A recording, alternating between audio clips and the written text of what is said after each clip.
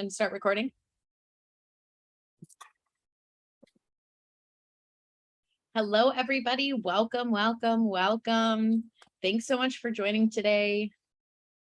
We'll let everybody just get a second to get settled, but let me do a quick intro as you get acquainted and as we get ready to start today's session.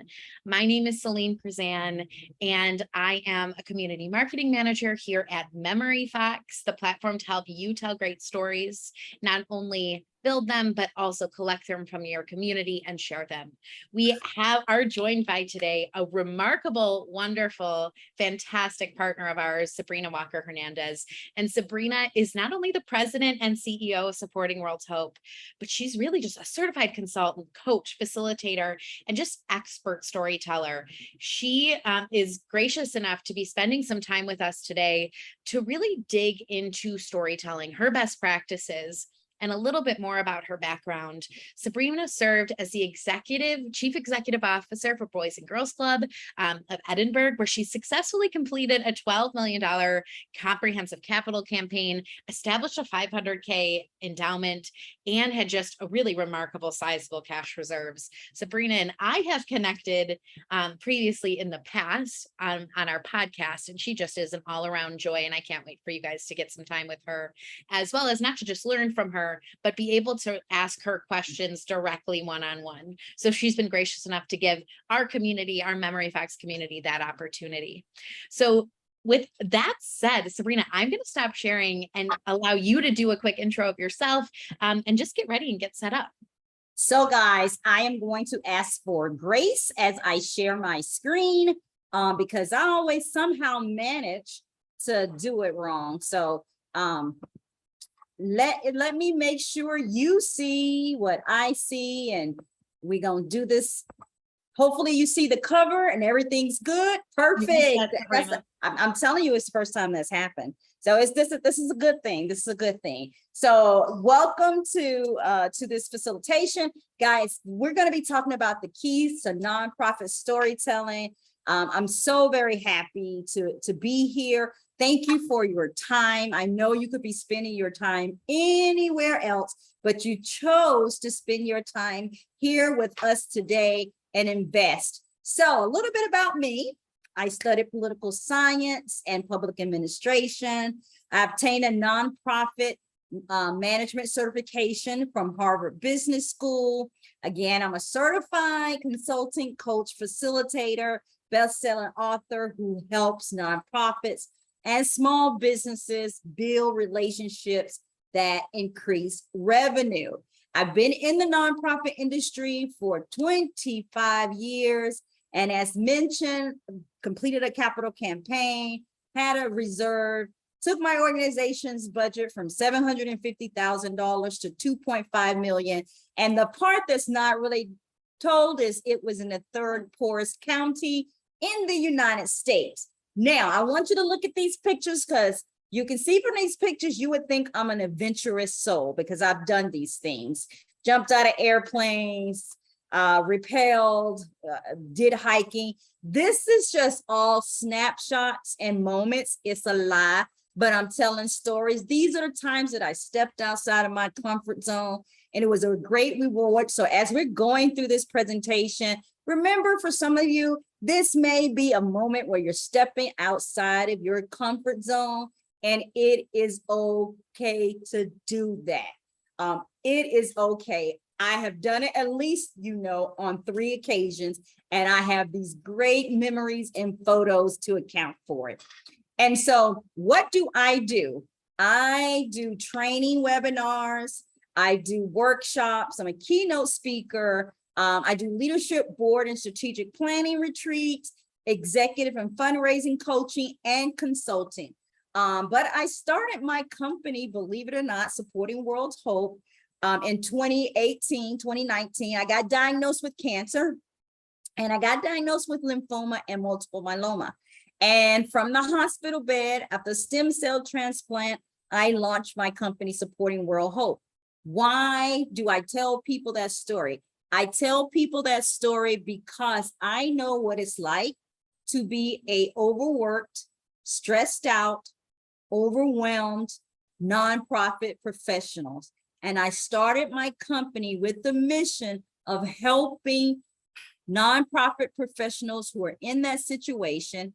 And because that is the mission of my company, a lot of the services that I provide are low cost or no cost. And I only partner with companies that want to help you. And that's why I'm so happy to be a partner with Memory Fox, because they get it. They want to provide support, help make life easier for you to share your stories. And so that's just a little bit about me. Who will benefit from this webinar? If you're a nonprofit CEO or development staff, you're going to benefit from this webinar. If you're wanting to learn about storytelling and use it for fundraising, if you're a board member and want to use storytelling for fundraising, or anyone really just wanting to enhance their fundraising experience, this webinar is for you. And the goal of this webinar is to provide tips on sharing your nonprofit story, explore how to use storytelling as a fundraising tool, explore how to build an emotional connection with your audience, and to gain insight on how to develop a plan for using storytelling within your nonprofit work. Because we can talk about this all day long, but if you don't have a plan, and you will not execute that plan. So hopefully as we go through this, you will have some questions, and we're going to do questions at the end. You can put them in the chat. Hopefully as we go through this information will resonate and it will be helpful to you. And if there is something that I don't get to and you have a specific question around, we will try to answer that. So basically, what are the elements of storytelling? So I want to make it as simple as possible. Don't get complicated. I'm all about simplicity. Remember, you're oftentimes stressed out and overwhelmed. So if I can give you steps, that's what I'm going to do. So there's a 4-step formula to storytelling. Step 1, we see it in the movies all the time. There's a main character that is introduced. So introduce the main character. Step 2, a problem arises in the character's life. Step 3, your organization or donor helps the character overcome the problem. I say, have it be the donor. We always try to make the donor, put the focus on the donor and have the donor be the hero. And we'll talk about that throughout this. And then number 4 is you invite your audience to help others who are faced with a similar problem. And if you use this framework over and over and over again, when you're crafting your nonprofit story, it is going to help you make the connections that you need to make with your donors. And so there's some things that really need to be in place. So let's see this in practice. I'm going to share the story with you, and we're going to talk about it, and we're going to go over it. So Jack is currently in intensive care, and I have been told he's going to die. I don't want him to die in the hospital surrounded by machinery. I want Jack to have nice, clean, shiny hair when he dies. I want to cuddle Jack in his Mr. Man duvet when he dies. I want the last thing he hears to be my voice reading Mr. Bump, his favorite bedtime story, when he does. This would not happen in a hospital. So I chose to take Jack to Claire's house. At Claire's house, Nurse Ruth helped me to wash Jack's hair with his own shampoo, so he smelled like Jack. Heather puts Jack's Mr. Man duvet on, so it felt like Jack's bed. And I cuddled Jack in his bed, reading Mr. Bump, and I kissed Jack one last time before he died peacefully in my arm. Claire's house helped me do this. We couldn't stop Jack from dying, but with your donation, Claire's house can support moms like Helen to choose where Jack died and create memories that will last a lifetime. So let's break this story up. What happened as you listen to this story? You know who the character is. You know what the conflict is. You have a mom whose child is dying. She knows he's dying. There's no way around that. But she doesn't want her child. The problem is she doesn't want her child to die in this hospital. She wants her child to have a peaceful passing. She wants her child to smell like her child. She wants to have a normal night with her child. And she credits Claire's house and the donor for making that possible. And she invites you in to help others who are in that situation. It's 4 steps. The main character, what the problem, how it can be solved, right? And then how you can join them and helping others with those similar problems. And I know what you're thinking. You're thinking it's a dying child. Who wouldn't help a dying child, right? I for 20 plus years worked with youth. And I tell you, people always tell me, well, people give to animals and kids. You would be surprised the challenge that people who work with animals and kids have in telling their story, right? And fundraising. It's with any cause that you have to come up with that story that connects with people emotionally. And I know that a story about a dying child is extreme and you're going to connect with that emotionally. But here's another one that I want to give you. My child is struggling with depression. I don't know how to help him. Juan is my outgoing 16-year-old son who loves being involved in the community and after-school activities. Juan, because of COVID-19, has been unable to participate in the drama club, band, and all his other after-school activities. He even lost his part-time job. I want Juan to feel unstuck. I want Juan not to be like one of the 18 teens who have committed suicide across the Rio Grande Valley during this pandemic. I want Juan to be my happy yet hormonal teen again. This would not happen if Juan stays home, locked away in his room. So I chose to take Juan to the Boys and Girls Clubs of Edinburg, Rio Grande Valley. At the club, teen staff Nick helps Juan to be a part of the community. Social worker Carmen works with Juan to help him address the feelings of stress, confusion, fear, and the doubt that seems insurmountable. And program staff Sarah teaches Juan that he has the power to choose. Boys and Girls Clubs of Edinburg, RGV, helped me empower my son and let him know he is not alone. So those are 2 very different examples of stories, but they all do the same thing. Main character, problem, credit, organization, a donor, and help solving a problem, and then inviting you in to help with that. So when you tell a story, you have to create empathy. You have to be able to identify and create that empathy for a human being. So you have to establish the context. In those stories, we know the context. One is a terminally ill child. Another one is a teen that's been impacted by the pandemic. What is for your mission, what empathy are you trying to create? What context are you establishing this in? You have to develop an emotional connection.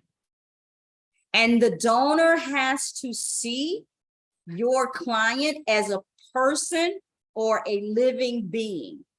If you happen to be animal, a shelter or animal service, they need to identify with that. You have to provide understanding of the data. And in the first story with Claire's house, we didn't mention data at all. It was not mentioned as far as numbers. But our assumption is that this organization provides this care for any terminal ill child. And as you're listening to that story, you don't think, well, is that one child? It really is about Jack. You don't think, well, is it only 25 a year? Is it only 30 a year? Those are not the questions that come up in your head when you hear the story. And so what you're trying to do is give donors something that they can hold on to. Especially when if it's a terminal ill child, you think, okay, the child is gone. What can the donor hold on to? The donor in that case holds on to a mother who got the right to choose how her child would exit this earth, the dignity in that process. So you have to give the donor something to hold on to.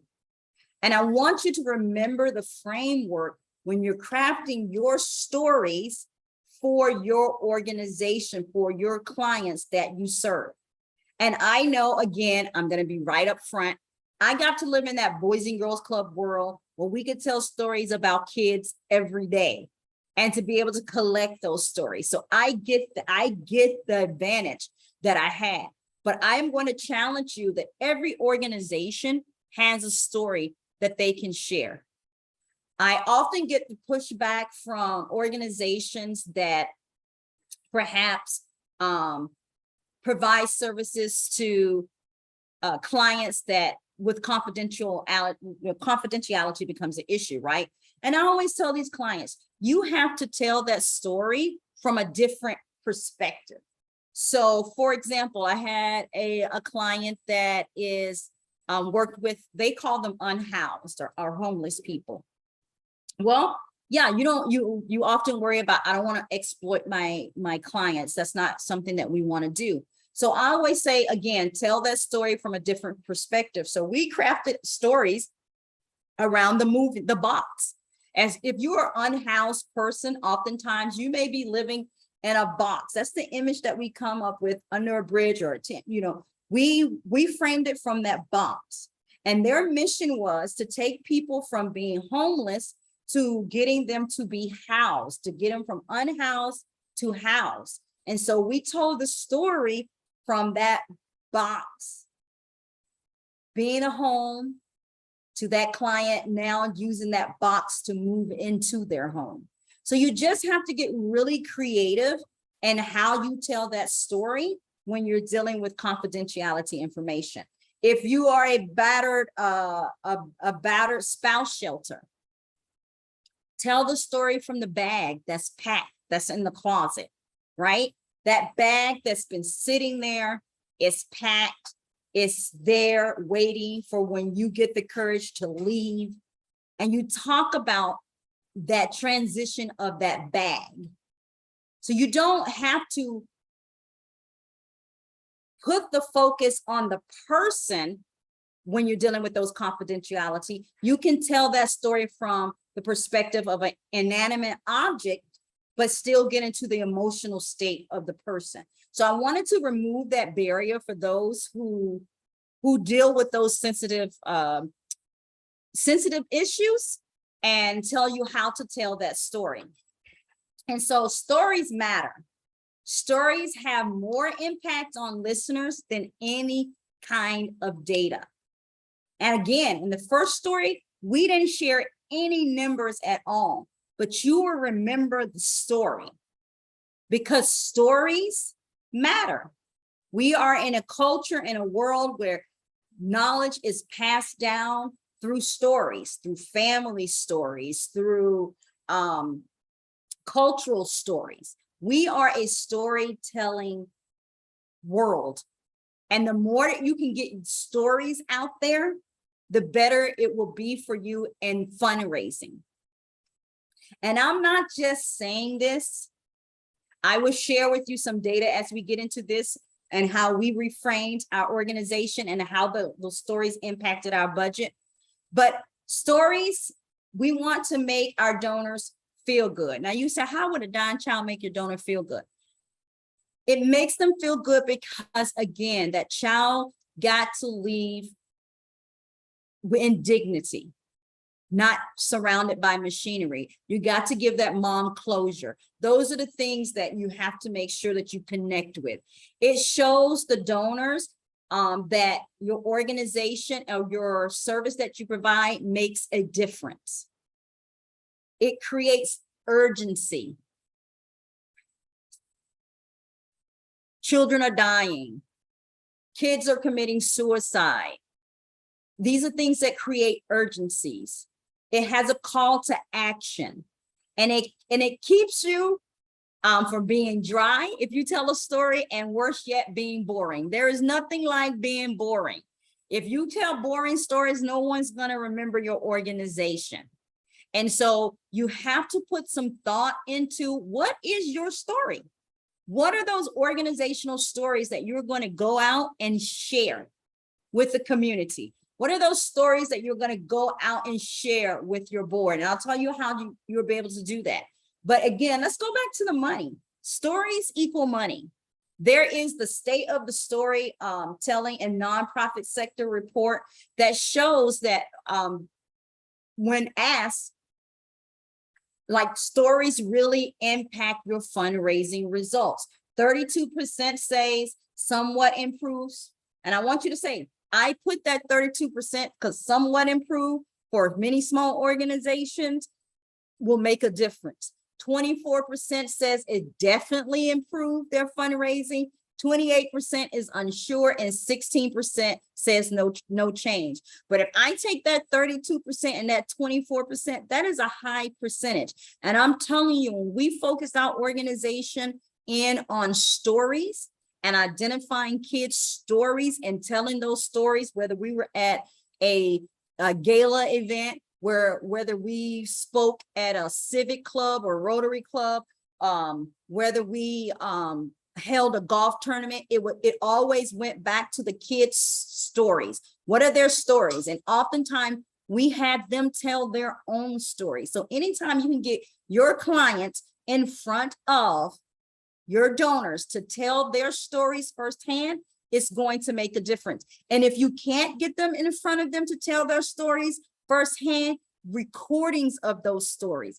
All of these things are going to make an impact, and it's going to equal money.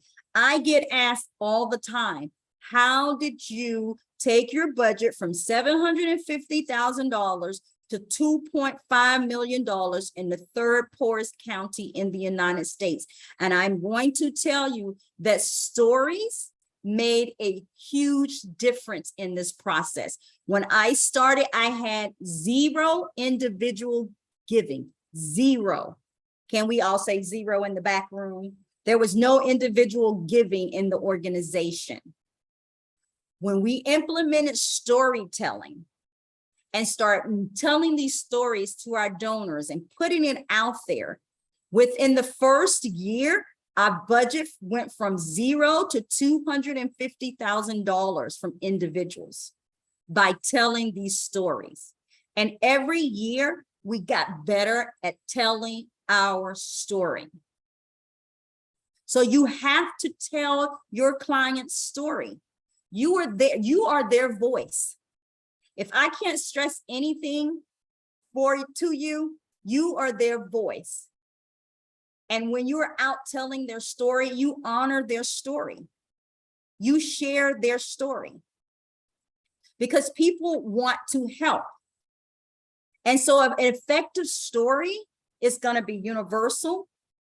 It doesn't have to be this huge, exceptional story. It needs to be universal. Why does it need to be universal? Because people need to identify. They need to be able to identify with your client. Identify with the character in that story. And I have a friend who says, one of my clients, climbs Mount Everest. And it's a great story to tell, right? Great story. But how many of us have ever climbed Mount Everest? Or how many of us, we haven't done that. So that story needs to be universal. It needs to be, it's okay to have a universal common story. It's okay to have kids who perhaps, need help to do their homework after school. Those stories are okay. You don't need to have these huge stories that you think, oh, this one is really going to resonate with the donor. It needs to be universal. It needs to be memorable. You need to have several stories, have some variety. It needs to involve the donor as a hero, because storytelling is the ultimate weapon. And you need to have a variety of stories. You can't go around saying the same client story over and over again. And you have to have a variety of stories, because 60% of fundraising is building relationships. And so by the time you get in front of a donor, you should know what story resonates with them. You should know that Sabrina is my donor. We built a relationship. I know Sabrina is very passionate about education. So I am going to tell her the story about Sandra, who dropped out of school, and we were able to get her back into school. And now Sandra works for Dell Company as an engineer. Those are the stories that you need to tell. But you need to tell stories that resonates with the donor. And the only way you're going to know what stories resonate with your donor is to build a relationship with your donor and have those stories and collect those stories. So storytelling is the ultimate weapon, because people, again, our culture, everyone identifies with stories. So, like I said, you have to adapt your stories to your donors to make the most impact. Because what resonates with me will not resonate with the next person. So you can't have a canned story, that same canned story that you tell every time. You gotta have some variety. That's where the work comes in, okay? You gotta be able to tell a great story. And so if you are a staff person that's in charge of this, a board member that's in charge of or a CEO that's in charge of this, because oftentimes, like I said, we are generally understaffed. And I know about being understaffed. And if you have a RD staff, it's a resource development staff, which I did not have for the first 15 years. And remember, I was only in this position for 20. So my last 5 years, I had finally a resource development person. But if you happen to have a resource development person, or if you're the CEO doing the resource development, you should spend time with the client and staff to collect stories on top of everything else that you do. But that's going to be one of the most critical uses of your time, is spending time with clients. And I'm not talking about a lot of time. I will tell you, again, I was from a small organization. You have the history of my organization. And when we did our capital campaign, we did a $12 million capital campaign. I made sure that my office was in the building where we provided service to the kids. I did not want to have a separate administrative office away from the kids. Why did I do that? I understood that storytelling and having a relationship with the kids was very critical to our fundraising goal. And so my office was, kids have to pass by my office to get to the program area, get to the cafeteria, any of that. Why? I wanted them to be able to stop in, to say hello, to share with me how their day went. So I can ask questions, so that I can get to know them. so that I could gather stories, because they tell their stories. I also, maybe once a year, not a lot, but at least once a year, did a program. I know, I probably am contradicting things that you've heard, but yes, as a CEO of my organization, I ran a program once a year because my nerves couldn't take it any more than that. But I worked with a group of 6 kids, and we would plant a garden once a year. And during that time, I would have conversations with them. I would learn about their story.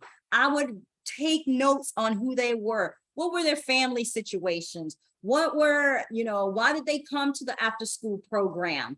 All of those things. So I could firsthand have those stories that I could share. And we also put systems in place where the staff collected stories and shared those stories with our development team. And the other thing that we did, and I want you, if you take nothing else from this, from your board to participate in storytelling, start your board meetings off with mission moments. That is how you're going to get your board members involved in fundraising and storytelling. It takes less than 5 minutes of your agenda. Start your board meetings off with mission moments. So what is a mission moment? A mission moment is when your client comes in at the top of the meeting and they share something about themselves. There's some interaction going on. So we would have a club kid come in, and they would come in and they would say, this is my name. This is the school that I go to. This is why I come to the after school program. Board members would ask them questions. They'll answer the questions, and board members retain those stories about that child. And that was 11 stories that they had that they could use throughout the year when they were at their company mixers, or at the chamber meeting, or at the Rotary Club meeting, whatever those were. And for those of you saying, well, I don't service cute kids, you don't have to service cute kids. Again, I serve on a historical museum board. And every time I go to my board meeting, there is a new exhibit in the boardroom. And we get 15 minutes before the board meeting to talk to a fellow board members, to walk the exhibit, to ask questions, to gain knowledge, to remind us of why we're there. And another genius one that I saw was a zoo. What they would do before their meeting for their mission moment is they would bring in an animal. And so they brought in a snake. This is the one that I remember. I don't like snakes. Well, I got better understanding of snakes now, but they ain't my favorite, right? But I know they're not slimy to touch.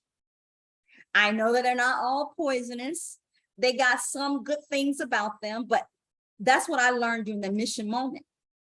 So it can be an animal that you can bring in. It could be, again, it could be a child. It could be whoever your client is. And if your client can't be there, again, because of confidentiality, then tell the story from a different perspective.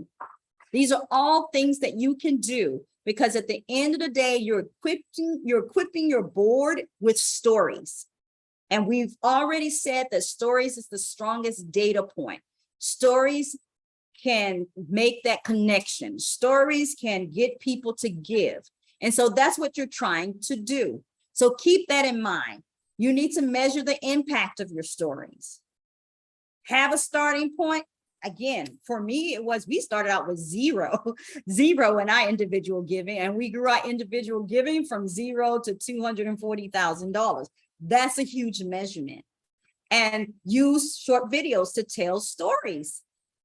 Use short videos to tell stories. I said again and again. Remember the donor. It's about the donor. It's not about your organization. It's about the donor and how that donor has made an impact on your client. And then incorporate storytelling in your resource development plan. How do you do that? Again, I'll recap this one. in your resource development plan, you make it about your client. So again, I'll say this, if it's a special event, make sure you have an opportunity to highlight a client. We had a gala. So at that gala, our kids got up and they told their stories. The centerpieces on the table were made by the kids. The takeaway that the sponsors got was artwork designed by the kids. It's always putting your mission in front of them and always having a story and having those kids or clients get up and share their story. So I work with the animal shelter at their special event. What do they do as adoption? They bring in puppies and cats and they allow people to adopt right then and there. Here are some of the animals that we had at a black tie gala event. Here are some of the animals that we have. They take them around from table to table. You have to tell their story. It's an honor to tell their story. And you have to put their story right there in front of the donor. Again and again and again. You cannot be shy about telling this story over and over again. And I was talking to someone this morning, and it takes, we used to say it takes 7 times for you to say something for it to sink in. Now with social media and all of this, we figured out it's about 9 times. So yes, you're going to have a variety of stories that you're going to tell, but you may find yourself telling that same story over and over and over again. And it's going to sound mundane to you, but to others, it is not, because this might be their 8th time hearing it, and the 9th time it might kick in. So keep telling the stories. And there's a checklist. There's a storytelling checklist that I like to share with you, just so you get some idea, because I don't like webinars where you don't walk away with something concrete, right?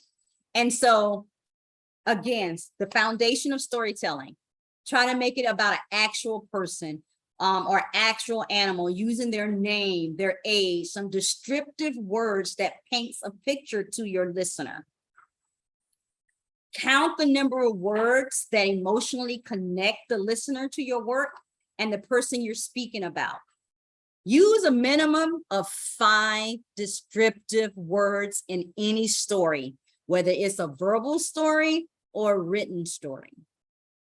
Eliminate any jargon. Don't talk about, residential housing or advocacy or youth development. See, I was youth development. I never mentioned the word youth development. I do talk about club kids a lot. Don't talk about achievement gaps. This is not language that resonates with your donor. This is our industry jargon, and nobody else knows really what it means, right? Share up to 3 specific examples of your work and be specific about how, my Southern's coming out, about how your staff, program, event, or volunteer makes a difference in the life of a real person.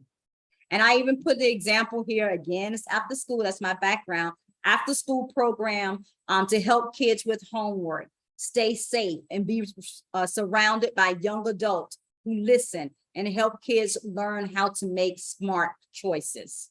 And when telling the story, you got to keep it tight.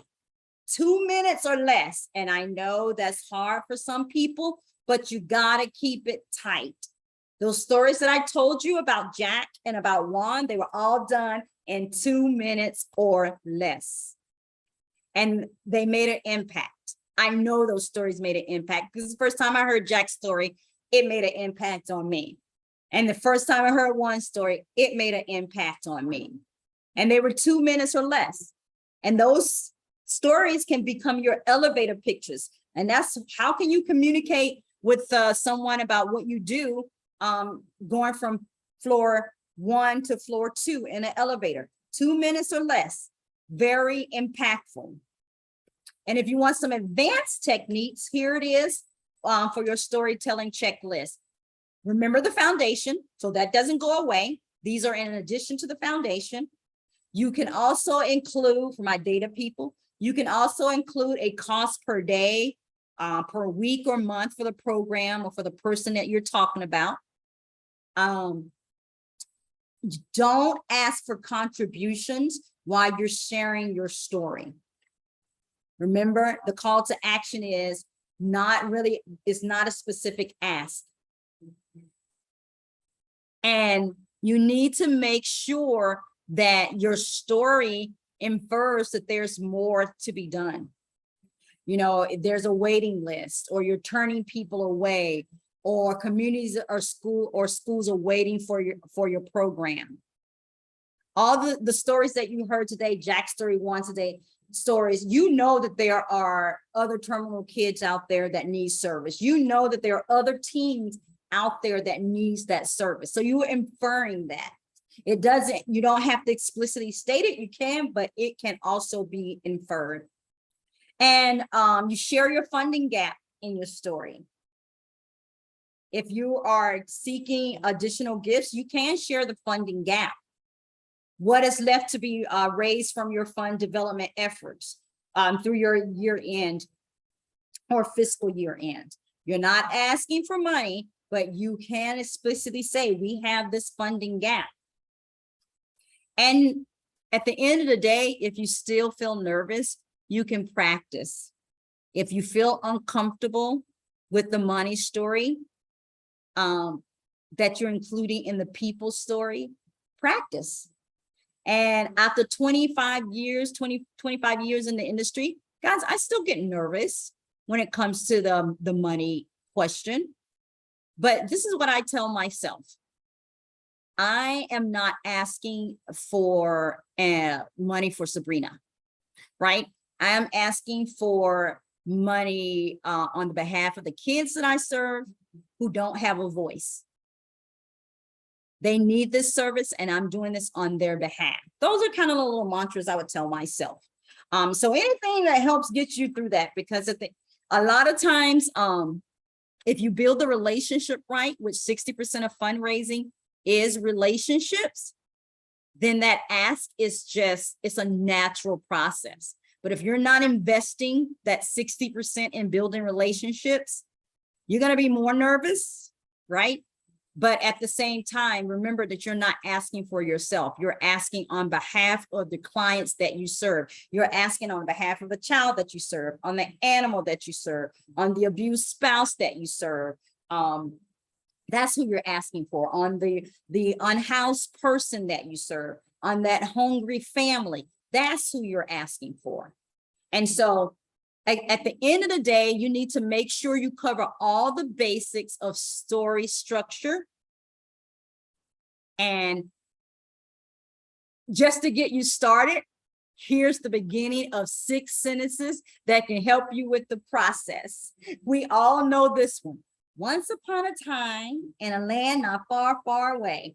That we all heard that. That starts the story off and introduces the protagonist. Or and every day Juan comes to this and every day he sits in his room. These are great sentence starters, because this would set up how life was before the challenge or the inciting incident.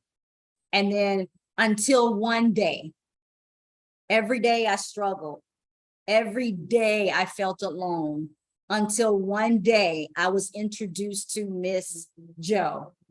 That begins the action of the story with the challenging goal. And because of this introduces the barriers or obstacles that the protagonist faces. And because of this, until finally, that's what ends the story. So once upon a time and in every day, until one day, and because of this, until finally. That ends the story with the resolution. And if you do that, you are a storyteller.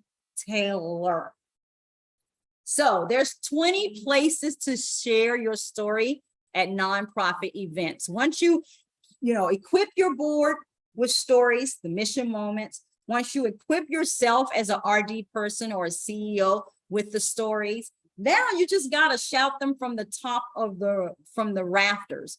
And where is it that you're going to share these stories? Here's 20 places. You're going to share stories on invitations and save the date cards. You're going to share them on table tents. What did I tell you? At our event, we had kids' stories on right front and center, table tents, on program inserts, short story videos, that you can send via email, that you can post up on social media, put them on Facebook, on Pinterest, on Twitter, on websites, at event kickoffs for volunteers, videos. You can put them live or printed. Remember, I said, we were always, any given opportunity, we would have our kids come in and share their own stories. So that's live. And if they couldn't, we recorded them.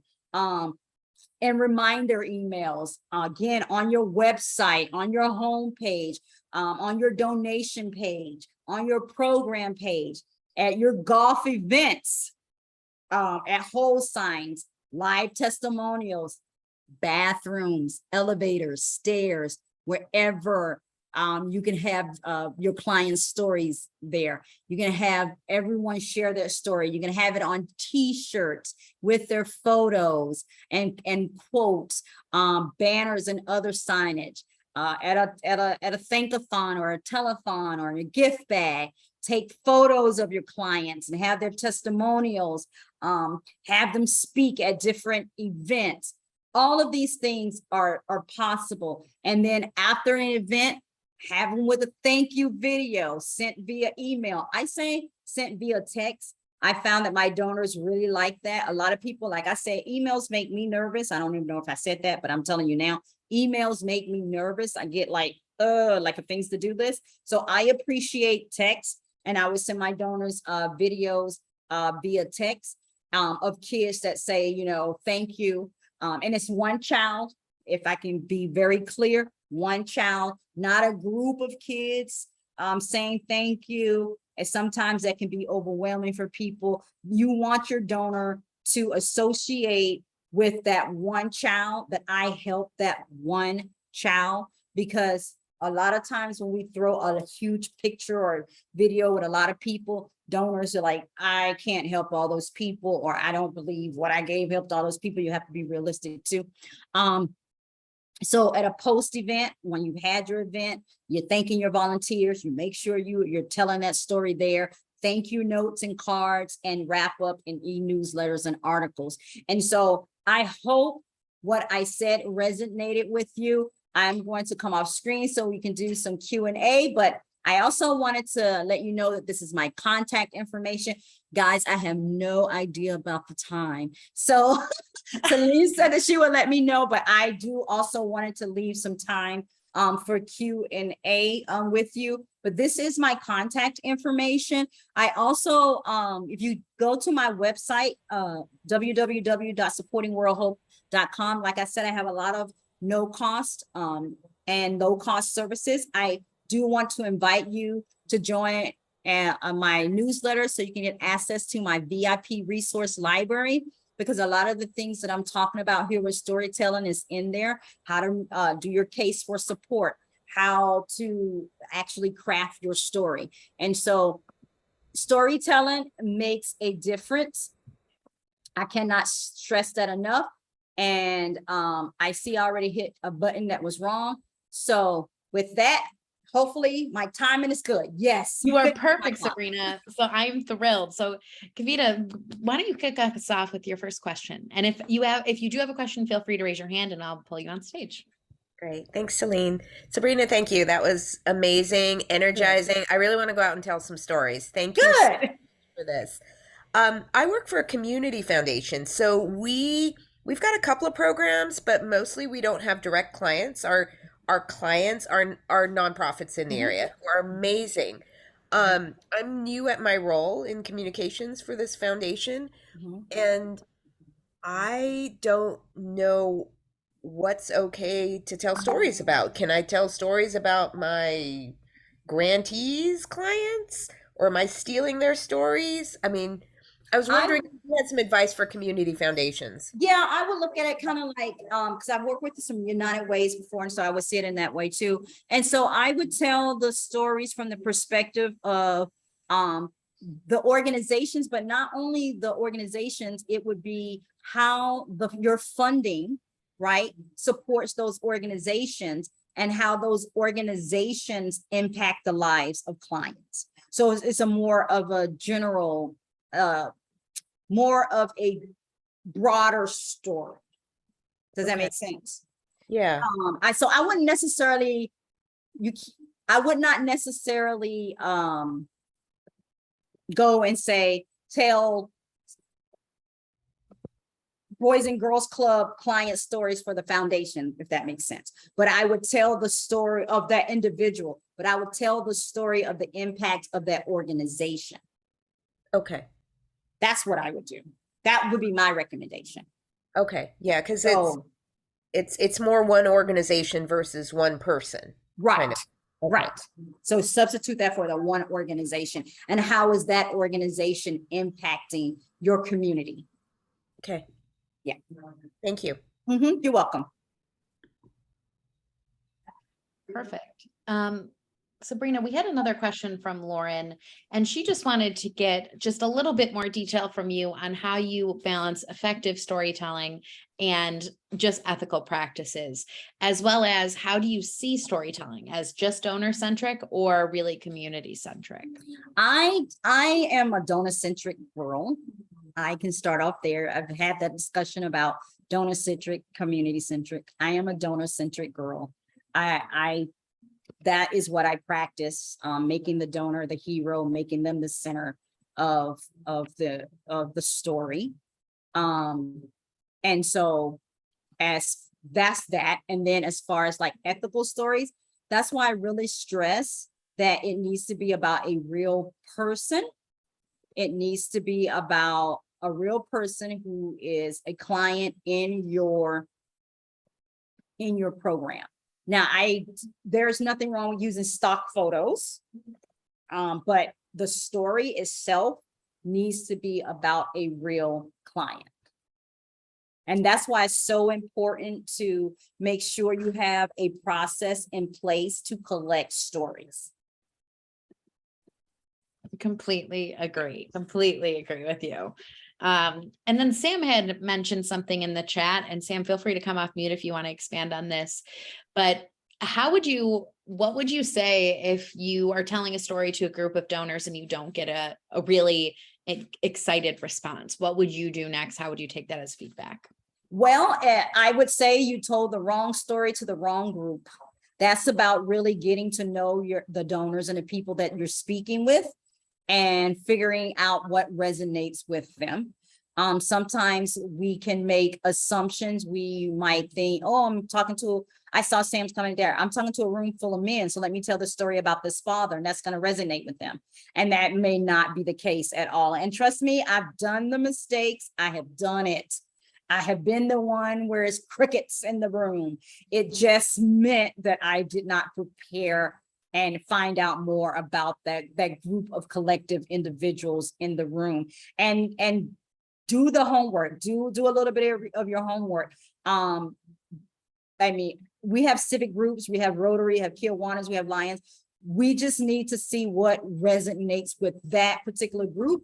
And just because they are, let's say Rotary, people might assume, oh, they're all business people, so they want to hear something that has like a business slant. That may not be the case. You have to, I'm coming to you as a speaker. Is there anything that the group might be passionate about? Any topics that you've seen that have resonated with others when they speak, all of that kind of stuff. And that's why you need to have a variety of stories. You can't pull out that same story every time, because it's not going to work on everybody. I love it. Go ahead. I was doing one for Buffalo perinatal prenatal, which is for mothers, but they're adding an addition for fathers, which is called the Father Initiative of Buffalo, Nurturing Fathers Initiative. So when the ladies got up to tell their stories, it was applause. And when I got up to tell my story as a father, it wasn't didn't go over so well. That was Yeah. kind of what happened. So from what I'm taking what you're saying, it may just be that they were there for mothers more than they were for fathers. Yeah. It wasn't It that may it wasn't not their have been. cup of tea. Yeah, thank you. Mhm. Thank you, Sam, for that question. And Pamela, do you want to come off mute and ask your question? Sure. My question, like when you collect stories from staff members, what are some of the recommendations you have for collecting those? Some of the recommendations, we had a standard form that we did. If you ask me right now, I don't remember exactly all the questions, but we try not to, the one thing I'm going to say is try not to put too much burden on your staff. Try to get like 3 points, exactly what it is that you're going to need to tell that story. And we made it a part of a weekly report that we did that way. But it was I had a staff of like 30 something. So some of those stories were not great, but at least I had enough sample of material that I could go through and look and see. And then if something hit me really like, oh, I want to know more about this one, I would then set up something so I could like talk to that kid and get more of that story. And also I love program opportunities to gather more stories. And I'll tell you this, and I know this, it is fundraising, but it's not. But I'll tell you this one, I really love this project. We had local artists come in and talk to kids. And then what they did was they learned their story. And we had the club staff nominate kids. And then the artists talked to the kids, and then they created artwork based on that kid's story. And then we actually did an art display, and it had, here's about the artist, here's about the clip, and here's the artwork that was done. Those are the kind of things that I'm saying, like continually get the story out there, always out there. Awesome. Thank you so much. You're welcome. And Pamela, I'll make sure I connect you with our team because we have some good storytelling prompts using Memory Fox to do that as well. So I'll make sure that I get that to you and connect you with Jack. But to be respectful of everyone's time, we are at the top of the hour. So Sabrina, any parting words, anything you want to close us out with, and then I'll wrap up. I just want to say that storytelling is so important. And that anything that you can do to gather those stories, to keep those stories out there, keep doing that, and it will make a difference in your fundraising efforts. And just remember that storytelling is the most impactful data that is out there. We are a culture that remembers stories. So keep telling your stories. And thank you, Sabrina, for giving us such rich information and just being so generous with your time and with your expertise. And Memory Fox, we just actually launched our integration with Canva, which is just helping you. And I know Sabrina is a huge Canva fan, but you can directly pull your Memory Fox content into Canva and build really beautiful pieces. I dropped in a link if you want to learn more about that. And if you want to connect with our team, we're happy to help you there. But again, keep telling great stories, everyone. Thank you for joining and being with us here today. We have even more really wonderful webinars to come. And thank you again, Sabrina, and enjoy the rest of everyone's Wednesday. Thank you, guys. Y'all be blessed. Keep telling stories. Bye.